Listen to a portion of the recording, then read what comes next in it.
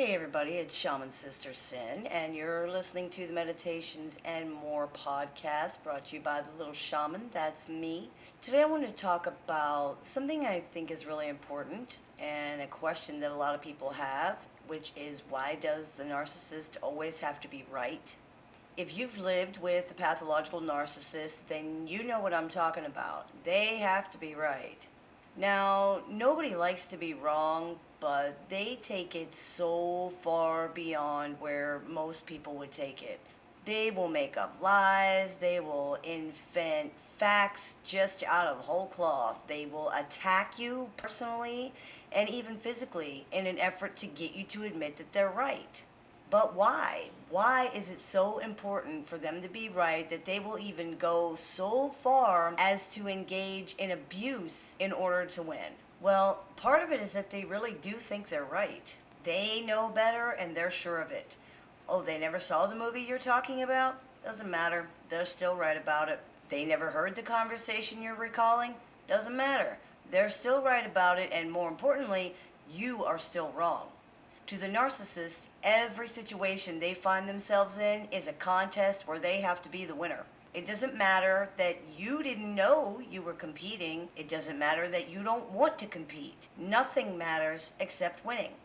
If narcissists don't win, they've lost. And they take losing very, very personally. Losing is, well, it's for losers. And narcissists cannot tolerate that. That's what's underneath the smirky, snarky, nasty little exterior of the narcissist. To be wrong, even about something really small or silly, means losing. Losing or being incorrect represents a failure to the narcissist. Narcissists cannot take the feelings of self-hatred and shame that come from even small failures or mistakes. And those feelings are triggered very, very easily. That's why narcissists will often explode when they feel criticized or make a mistake, even if it's something that's not really that big of a deal to anybody else. Those feelings simply must go somewhere, and narcissists are unable to carry the feelings by themselves. They have to give them to someone else to carry because the burden is just too great.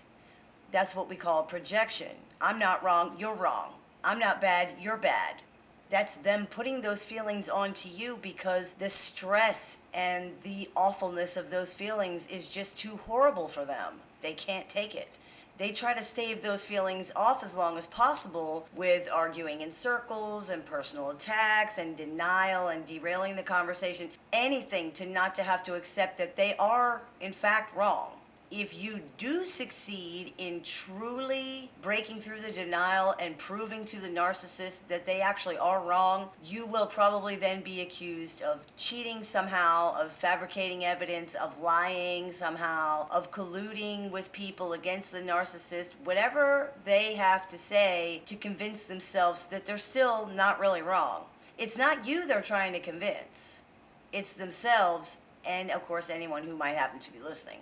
If accusing the other person of wrongdoing fails, we'll often see a complete reversal of position in which they now claim it's they, not you, who have been providing the correct information all along. The fact that this completely contradicts reality does not matter to them at all. People often ask me, how can narcissists do that? And the answer is that narcissists have no truth. They have their feelings, and to them, feelings are facts, but they have no actual truth, and they don't care about the specifics anyway. Not really. What they care about is being right. Being wrong means failing, and again, failing creates feelings of shame and self-hatred, which are very painful and overwhelming to the narcissist. Those feelings can even lead to feelings of wanting to self-harm or even suicide over very small mistakes. These are miserable, sad, unstable people, even though many of them don't appear to be that way. They are.